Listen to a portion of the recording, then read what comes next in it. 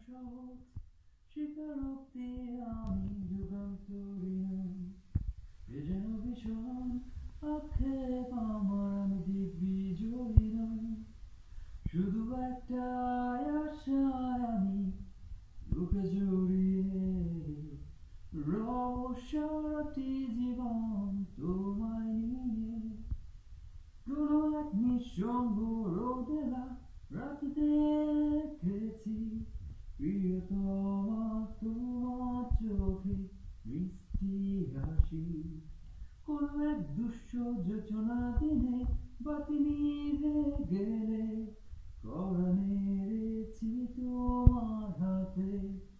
ঘরে কিছু অর্থহীন শব্দ গুনে লিখেছি তোমায় প্রেম তুমি কোথায় আয় আয়